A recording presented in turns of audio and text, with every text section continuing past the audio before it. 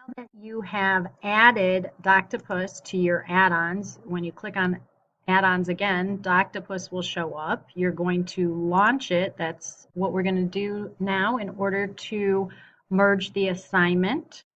It will take a while. Now, if this little screen shows up, this application was created by another user, just go ahead and click More and then Dismiss. The mode we want to select is to ingest a Google Classroom assignment. That too will take a while. I have selected an assignment and it is now currently working. I chose the Doctopus and Gubrick assignment and that will churn for a little bit. Just be patient. If you get a message that says no student submissions found, it means that you did not have any documents in there. Students do not have to turn in a document in order for this to pop up.